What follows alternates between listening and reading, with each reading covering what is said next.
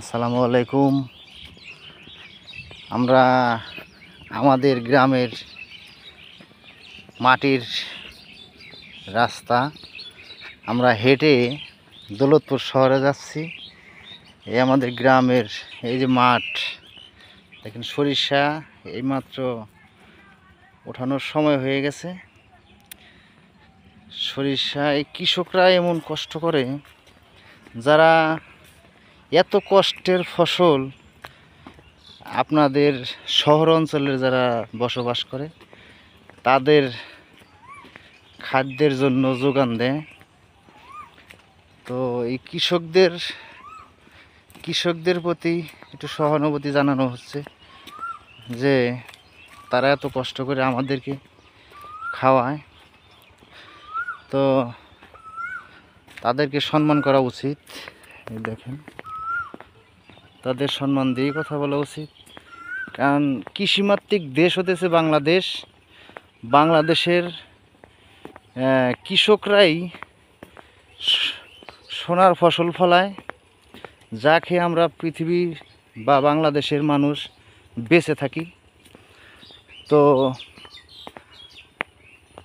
চীন, ইতিহাসে বলা হচ্ছে চীন একটি দ্বিতীয় যুদ্ধের পরে চীন অনেক ভেঙে পড়েছিল, অর্থ সংকট পড়েছিল। তো সেই চীন কৃষিকাজের বেশি উদ্যোক্তা হয়ে চীনকে আজ বিশ্বের দরবারে অনেক স্বয়ংসম্পন্ন দেশ হিসেবে গড়ে তুলেছে। কারণ কৃষির উপরে তারা নির্ভর ছিলেন বেশি।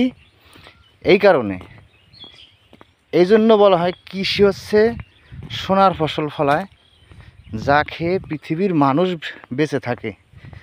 তো আমাদের দেশে যে মানুষগুলো, এরা খুব কষ্ট করে এই ফসলগুলো ফলায়। দেখেন, সরিষা পেকে গেছে, প্রায় ওঠানোর সময় হয়েছে, এবং পাশাপাশি ভুট্টা আছে। এই দেখেন ভুট্টা জমি, এই যে ভুট্টার জমি, ভুট্টা চাষ হচ্ছে, অনেক ভুট্টা আছে আমাদের এলাকায়। মূল চাষ হচ্ছে ভুট্টা, সরিষা, ধান, এই তিনটি ফসলের উপর নির্ভরশীল। তো ওনারা খুব ভালো ফলন ফলায়।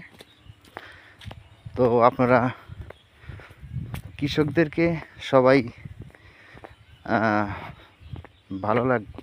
ভালোবাসবেন, কৃষকদেরকে সম্মান করবেন। কৃষকরা যেন ভালো ফসল ফলায়, আমরা যেন খেয়ে বেঁচে থাকতে পারি। তো আমাদের এতটুকুই চাওয়া। আর এই চ্যানেলটা সাবস্ক্রাইবার করে আমার পাশে থাকবেন, আমি যেন ভালো ভালো ভিডিও করতে পারি, আপনাদেরকে দেখাইতে পারি কৃষকরা কত কষ্ট করে। দেখেন, এই যেখানে পিঁয়াজ চাষ করা হয়েছে, এখানে পেঁয়াজের আবাদ হয়েছে। তো ভালো থাকবেন, সুস্থ থাকবেন। আল্লাহ হাফেজ, আসসালামু আলাইকুম।